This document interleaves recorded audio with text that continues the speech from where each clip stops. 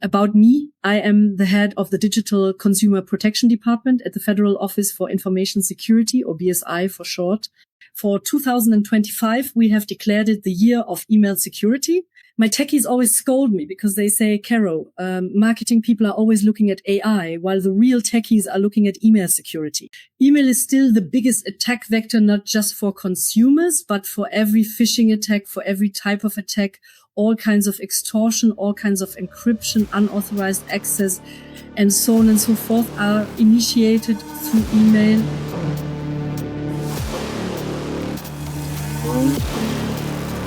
Welcome to Cybersecurity Shall Be C-Level Priority, the podcast that puts the digital world to the test. Cyber attacks are on the rise, and data is the most valuable asset in today's world. But how can we protect what matters most to us? Drawing on the latest insights, effective strategies, and practical tools, we'll show you how to create a more secure digital environment. Because one thing is clear: security isn't negotiable, it's a top priority.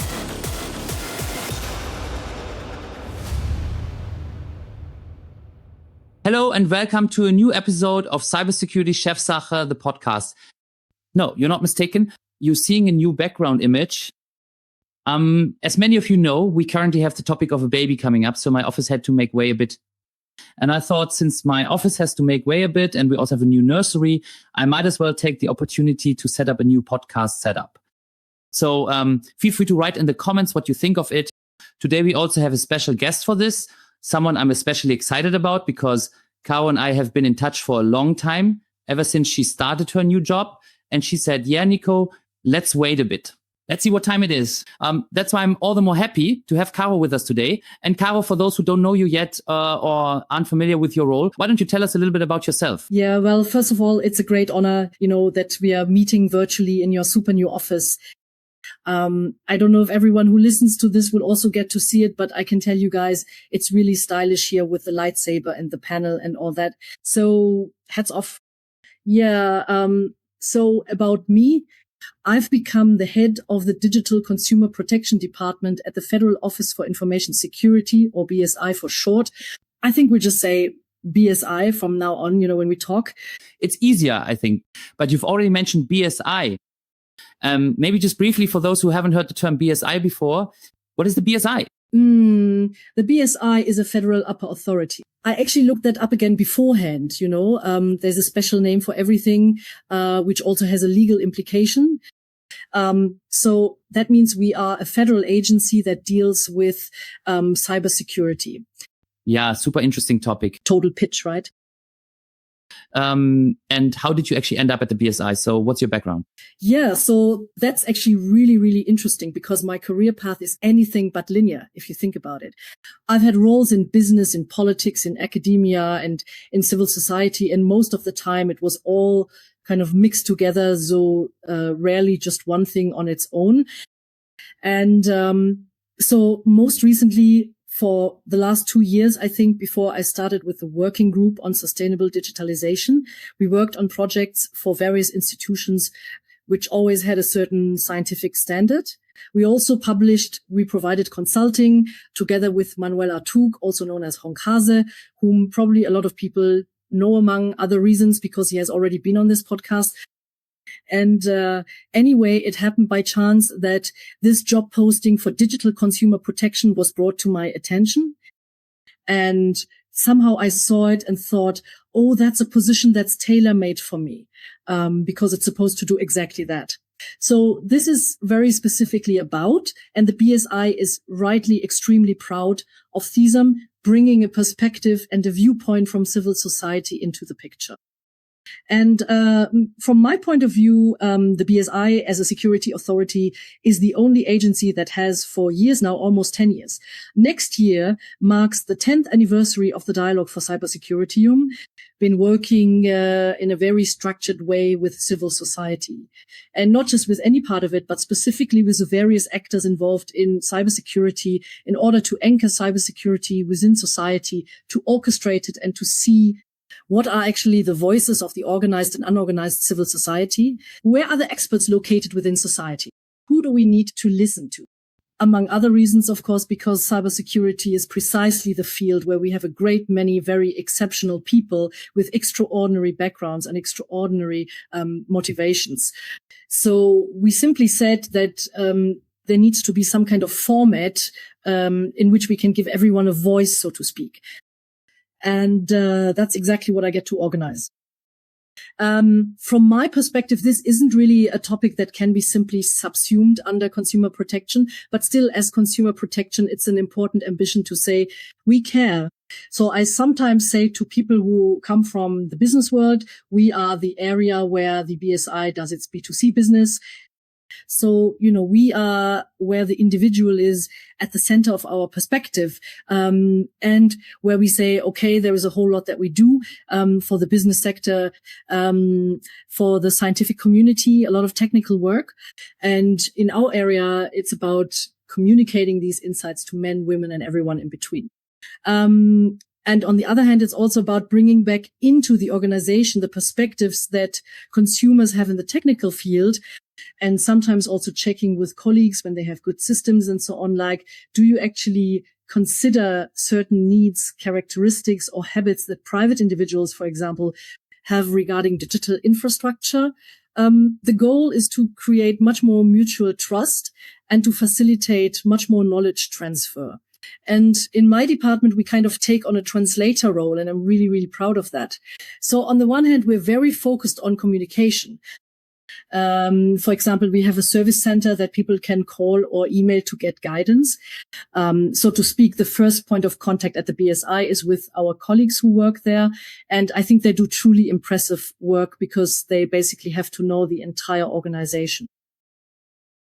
Conversely, we also send out a lot of information, produce a great deal of informational material, and cover a wide range of formats from social media to brochures, trade fair appearances, and everything in between. At the moment, we're working on a major campaign, which I'll tell you about in a moment. And then we also have departments, what we call preferate, that essentially create economies of scale, because they recognize that you can't speak to 80 million people individually, but instead need to set certain parameters so that things improve for everyone at the same time. So these are the areas that focus on ensuring there are legal frameworks which are coordinated within the professional consumer protection community. In other words, we ask ourselves, are we actually aligned with the consumer protection centers, the standardization committees, and everyone else who is currently active and saying there really needs to be a unified solution and that this solution should actually be in all of our interests? And then we have a department that is very much concerned with the situation of manufacturers of digital products, whether these digital products actually meet our safety standards, and if not, how we can advise these manufacturers on where they can improve and how they can address risks for consumers.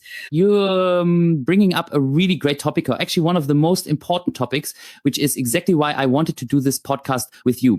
I come from a consultant's perspective, looking ahead to the future, where I'll be switching sides and moving to a company where I'll be handling internal cybersecurity myself, also in the area of NIS2. So I keep having points of contact with the BSI, but from a different perspective.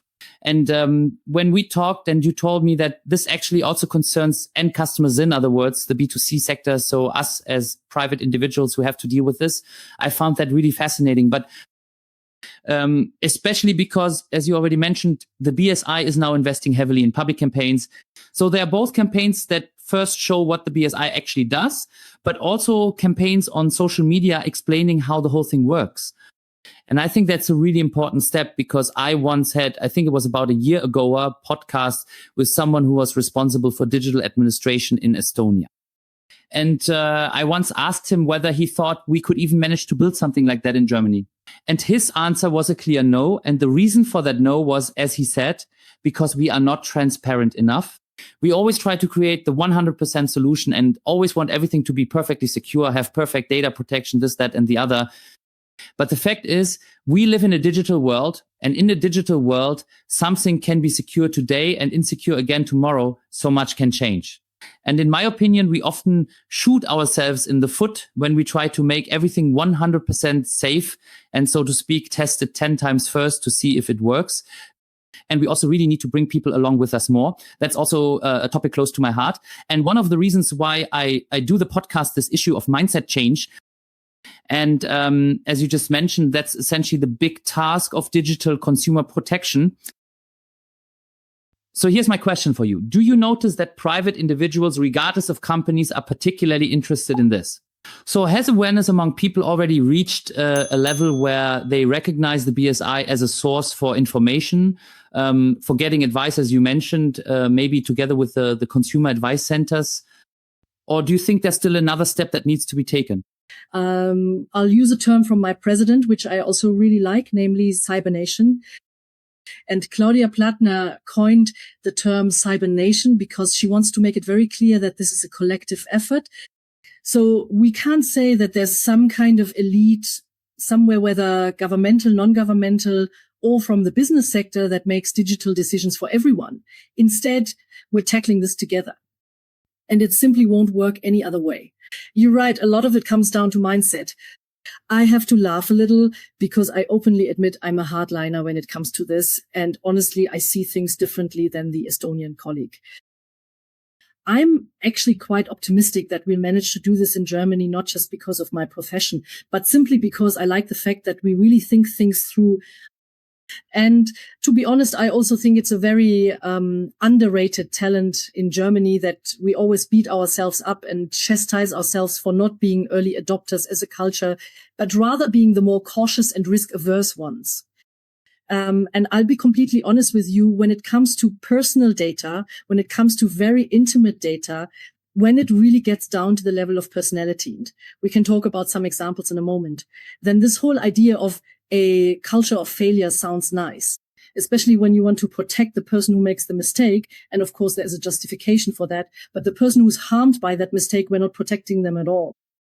And I truly have an ambition to protect people. And that's exactly why I truly think it's really, really good and important to actually take the time to carefully think things through all the way to the very end. Because, and now comes something that maybe you didn't quite anticipate or expect in your question. The thing is, I'm also the one who stands up and asks for trust. Yes, I go out there and say, dear consumers, we are a state and we take care of you. We really do, sincerely and wholeheartedly, with genuine care and responsibility. You know, as a welfare state or as a state that is supposed to guarantee security in some way, but above all as a state that is supposed to guarantee freedom and informational self-determination. These are all state responsibilities. And I want to be able to stand up and say, dear consumers, trust this digital measure. So, and honestly, if I can't do that, then I wouldn't want to impose it on consumers either. You know, and I mean, you're absolutely right. Of course, we always have situations where we think something is secure and then something happens that not everyone anticipated, and then it happens. But I don't think you can just say it doesn't matter or we'll just factor that in. I think it's incredibly important to have secure by design, and that the mindset that needs to change is one where we say digitalization is an opportunity, but only if it is of high quality. You know, there are a lot of products on the market where you can tell that business interests were clearly put first. That's why, for example, we now have the Cyber Resilience Act, which regulates what manufacturers' obligations actually are. Yes, and I think that's great. I know there are a lot of people who complain about it, but from a consumer perspective, it's the best thing that could happen to us. Of course, and I want to make this clear, many manufacturers feel restricted by regulation.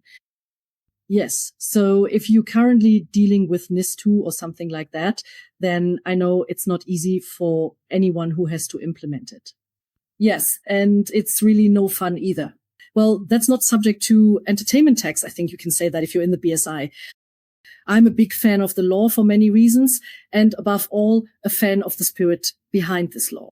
I think it's necessary, but of course, I also admit that it's no fun.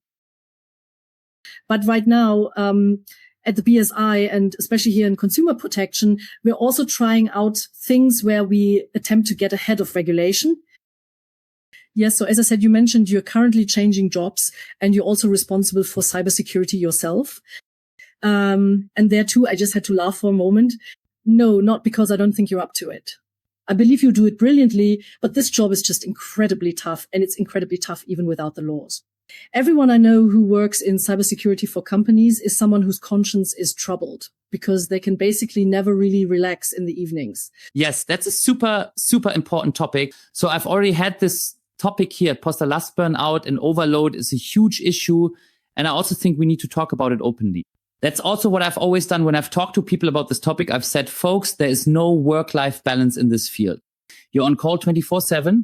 Sure, you have a great team, and of course you can delegate things from time to time. But at the end of the day, especially in cybersecurity, it's always an area where you can't just drop your pen and go home. Absolutely. So the intrinsic motivation is extremely high, no question about it. Yes, and that's why we said, okay, let's try out a few things that serve as a kind of testing ground for us, even as an authority, just to see if things can work differently than simply relying on intrinsic pressure and then the external pressure from laws. Yes. And may I describe the example? Sure, of course. Okay. For 2025, we declared it the year of email security. And my techies always complain to me saying, Caro, marketing people are always looking at AI, but real techies focus on email security. So that's why I'm actually a bit proud that this topic was put directly into my list of responsibilities. I'm allowed to lead this campaign. And for many reasons, I find it incredibly exciting because, as I said, it's a technical topic that for how long now, what would you say yourself, 30 years, 40 years, we still haven't managed to get under control.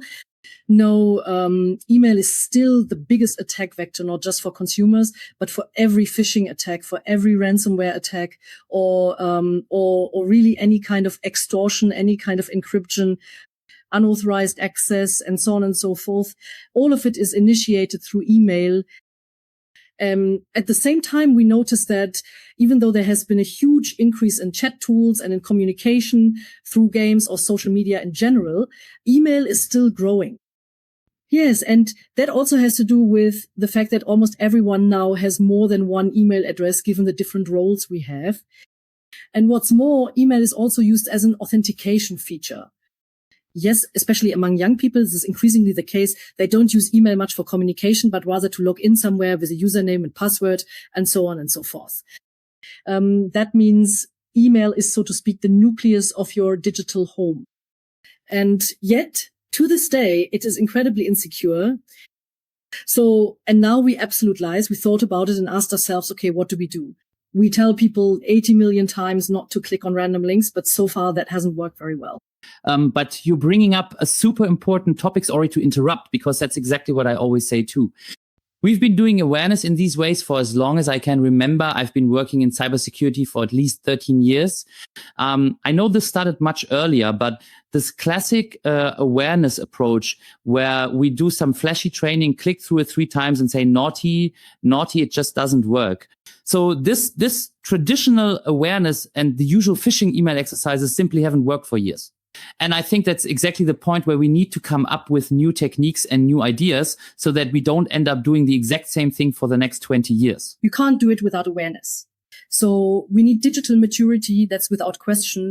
And your Estonian friend will probably confirm this as well, that it's not just a mindset issue, but clearly also a matter of competence, not as media literacy, but also risk competence, absolutely important still. But what I want to say is that it's still a responsibility for society as a whole and not just a responsibility for the consumer. For example, my president always says every phishing email, the best protection against phishing emails is if the phishing email never even reaches the consumer in the first place. That means we have to go out and secure ourselves within the infrastructure, right? Exactly. The BSI does this brilliantly. We have colleagues in other departments who have spent years developing, verifying, comparing internationally, testing, and so on and so forth, technical guidelines. We also have another department that has a huge wealth of knowledge, a knowledge base about how many companies, that is mail providers, hosting services, and businesses in general in Germany actually meet the security standards set by the BSI, and we realize, I won't mention any numbers, but I do that so your ears don't fall off when you hear them here. In any case, we realize we have to do something. So, of course, there are always some voices from different parts of society, and very often from civil society, who say, we need laws. Voluntary self-commitments don't work, period. But on the other hand, we also know that companies are already heavily burdened by the existing laws. So, and that's also not intrinsic motivation. So we set out. I can also imagine an interesting law on how to prevent phishing. Of course, you can legally require that certain standards become mandatory. It's also clear that if you do that as a legislator, you have to understand what the consequences are, right? Because that's exactly the kind of feedback you get in return. So what is actually the difficulty? Because no company says, oh, the BSI has some security standards, I'll just ignore them because I feel like it, right? I've never experienced that, and I really talk every day, so you can tell my voice is a bit worn out. We're at the end of a long work day, right? I talk to dozens of companies every day that I try to convince, and they tell me, they really give me valid reasons why this isn't their number one priority right now, why things are complicated because of old legacy systems where you have to invest a lot and so on and so forth. All understood. So now we have Cybernation. And Cybernation, as I mentioned earlier, means that we're all tackling this together and trying to lighten the load for ourselves. And so as authorities, we've taken a completely new approach, and I think you won't even find something like this in Estonia yet. What we did was we first went out, took some measurements and said, okay, let's get an overview of the situation. What is the current state of email security here in Germany? As I already mentioned, it wasn't that great. So the question is, who can help us now to improve email security in Germany? And we started researching, looking into which email providers are actually on the German market and so on and so forth. Of course, as the BSI, we also have dozens of legal requirements that dictate how we can even make such a selection. 1,000 things have to be documented, blah, blah, blah, blah, whatever. In any case, we said, right, we're going to push this out. We contacted email providers, then we contacted hosting companies, and then we contacted businesses. What did we say to them? We said, hello, everyone. We have this technical guideline. We know there is enormous pressure to act. Please get on it. And to be honest, we did this in a really unconventional way, which also brought me quite a lot of hate because we actually wrote letters. Yes. So completely non-digital. Yes, not by email. I wanted to stand out. We wrote letters. We did this in cooperation with ECO. We even co-branded them, which with an official state symbol is also not exactly common. And we said, people, we have to tackle this together now. We are a cyber nation. We have to understand now. We have to take these measures and we have to do it this year. We need to get this done now. Let's work together to make Germany safer when it comes to email. So, and whoever helps us will get a lot from us in return. You see this with a lot of legislative initiatives where companies are suddenly confronted with, you have to be compliant now or you'll face heavy fines. And that's starting tomorrow, please. Don't you think so? We went out and said, we have half a year now. You'll get trainings, webinars, checklists, self-assessment tools, basically a knowledge base, how to guide through this channel, that channel, and so on and so forth. Yes. And we say, okay, everyone who helps us credibly and visibly, and of course those who want to, will get a spot on our Hall of Fame. So, and this Hall of Fame means that we show consumers this agency close to your heart, the BSI, and all these companies have joined forces to make emails safer for you, right? These companies are the ones who are working with us to help build this cyber nation, to create this mindset, voluntarily taking everything into their own hands, setting everything in motion, in order to make email security in Germany visibly and measurably better. And then we have a focus month coming up in September, where we will be offering a wide range of activities and where we also want to say that we hope the general public will take notice, not just niche nerd channels like yours here. That was quite an insult in between. No, but in any case, all those people who normally don't deal with emails and with emails, yes, but not with email security.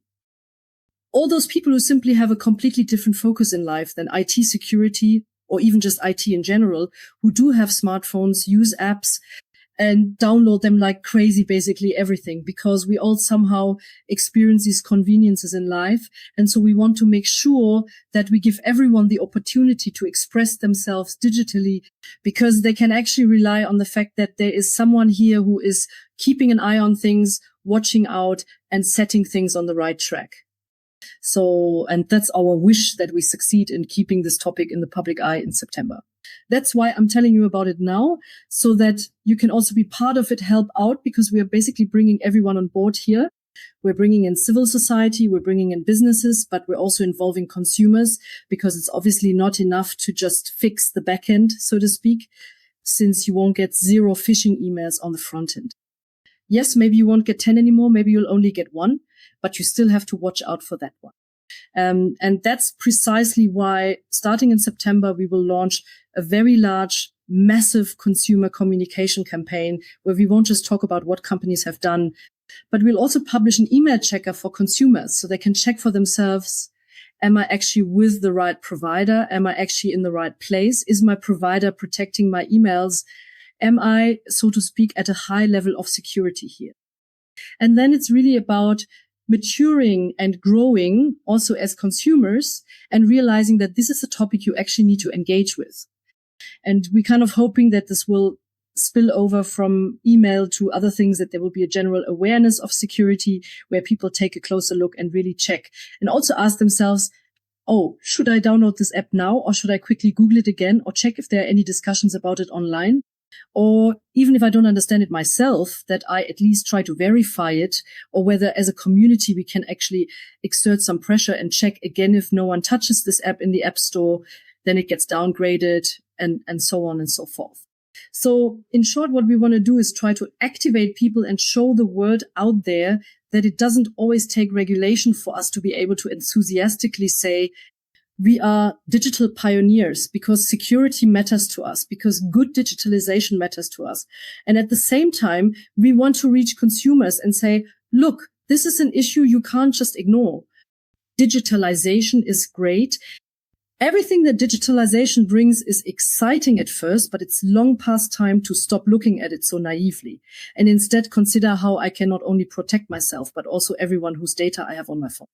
That's not a decision you make just privately for yourself. Rather, when you're out and about and interacting with people, which is what you do in a society, because the very essence of society is communicating and interacting with one another, you're always jointly responsible for protecting other people's data as well, and for not putting them at risk.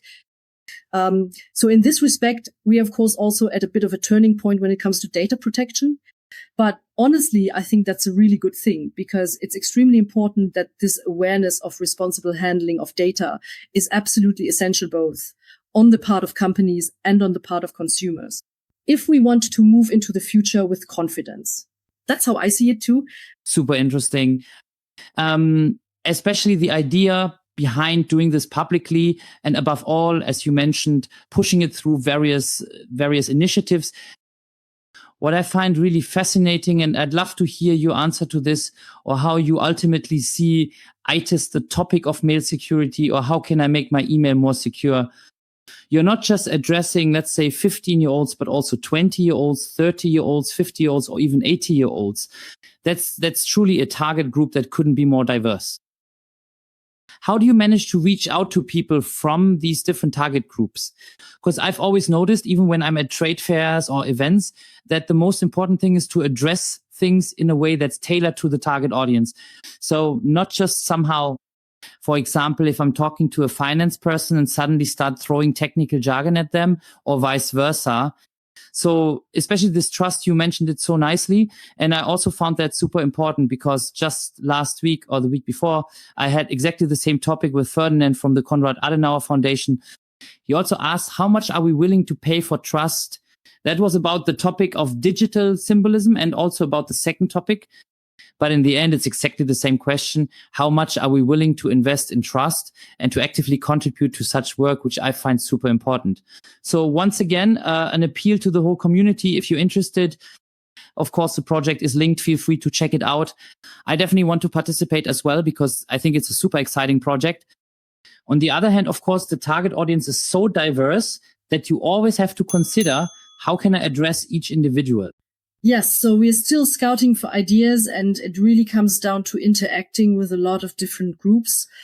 Honestly, I have a phenomenal team, and every day I'm more impressed by them.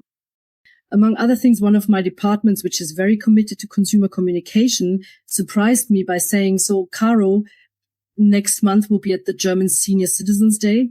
Yes, and then they're there talking with the senior women and men who have already informed themselves and have come to the booth as prospective multipliers.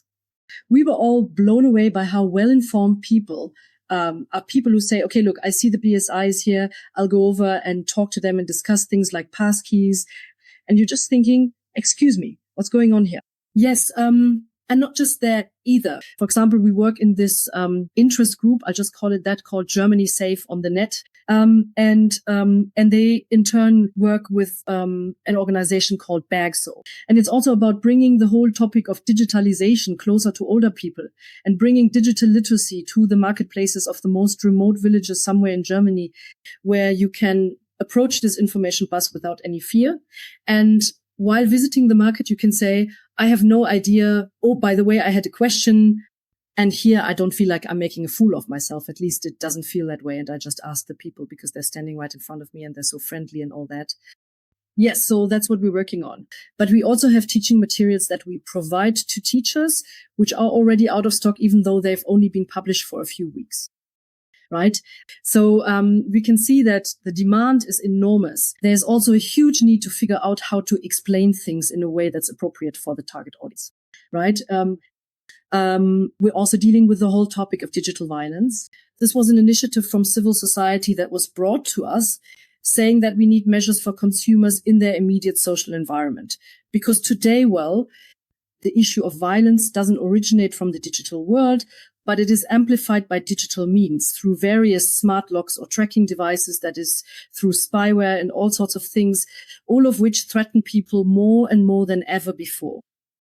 And this arises due to the unequal knowledge about digital technology, but also very often quite specifically among vulnerable groups, for example, people who have a disability, an intellectual one, or people who, for instance, do not speak German and are dependent on help from someone who is knowledgeable, and where there may be a toxic relationship situation, an interpersonal situation that then leads to violence.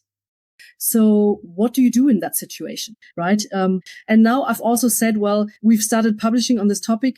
So we now have a section on our website about digital violence. So we hope that when people come to us seeking protection and say, I have a problem, I think I'm being tracked or something, how can I actually move forward? Or people who are already in a situation where they actually need a different kind of help than what we as the BSI can provide, that these people are addressed in such a way that our assistance actually reaches them. And first of all, it's also a question of how I express myself. Can I express what I'm saying in even simpler language? Maybe I can express it in other languages. Can I make myself known in relevant areas where people have much bigger concerns in life than just thinking, I'll just visit the BSI website, right? So that means for us, it is absolutely clear and extremely urgent that we find ways to reach the groups we want to reach, because they won't come to us voluntarily. Those who come to us voluntarily are people who are already involved with the topic. But in digital consumer protection, we have made it our mission to reach exactly those people whom we normally wouldn't reach. Well, I'm absolutely amazed because I'm getting to know the BSI from a completely different perspective right now than I have before. I don't mean that in a negative or positive way, just that it's a different side. And I think it's really great to see how much passion you put into it and how your team puts their heart into it as well. You can definitely tell by the way you present it. This is your baby, or rather it's your team's baby. And as I said, I will definitely support this. I think the initiative is fantastic. I always say from our side, from the expert side, we can't just complain all the time and say everything is stupid, everything is crap. We also have to roll up our sleeves and actually do something ourselves. That's why I always love seeing initiatives like this. Maybe just one last question from my side. You've already talked about what's currently going on, what you're working on at the moment. What is your personal outlook? Where would you most like to see digital consumer protection go? Well, I'm really ambitious, I want, as I said earlier, 80 million people. Well, I hope it's actually 84 million people in Germany to be safer tomorrow than they are today.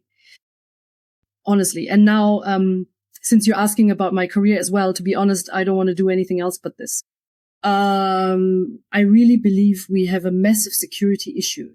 It's no coincidence that we are a security agency, and as a security agency have this ambition. I want people in Germany, wherever I can have an impact, to remain unharmed both mentally and physically. And that has a lot to do with the integrity of our self-determination, our data, and our freedom. And for me, this is a democratic issue. For me, it is also a social issue. For me, it's a security issue. And here, so many important political currents come together that it's simply a huge motivation for me to work at the intersection of all these ambitions and to contribute to making digitalization in Germany a success. Good in the sense that it benefits people, that it moves all of us forward, that it brings us the hoped for effects, and at the same time is built on a solid digital foundation, ensuring our security. Yes, and that is a huge motivation for me. And I also just have the feeling that I've already arrived exactly where I can live this out best. That's also my reason why at the end of the day, I do all of this, because as you mentioned, you want to protect people. I come from OT security, and I always say we're not just talking about some companies suffering damage or financial loss in various projects I've been involved in throughout my life. You quickly see how OT security can actually be connected to human lives. For example, when a robot suddenly does something it's not supposed to, or a traffic light system fails, or there's a power outage, a lot can happen. And I think that's exactly the point, right? If I have a problem with my car, I just call the ADAC or some other roadside assistance service, right? And I think that's also an issue we need to address as a society, and which you nicely mentioned as well, right? We need to make sure that everyone understands, okay, I have a problem with my cybersecurity. Actually, even the word itself is already too much, because many people don't even know what cybersecurity means. I have a problem with email or whatever it may be, and I know exactly that I can go to the BSI and they will help me. They have initiatives, they have resources. I think that's great, and I'm definitely looking forward to hearing more from you and your team in the future. I'm really excited about it. As I said, I put all the links in the description, whether you want to take part yourself or if you want to give Carol some ideas for target groups. I'll also give you a few more target groups, because you've already mentioned one topic, media literacy. That's also a topic for me where we need to get more involved, moving away from this is Instagram, this is Facebook, and this is X, and this is how it works. More towards awareness. What does it actually mean when I use these things? Or, really getting into those kinds of topics as well. So with that, I'd say that's it for today's episode of the Cybersecurity Chefsache podcast. It was a pleasure, and that's it for this episode. We'll hear and see each other next time. See you then.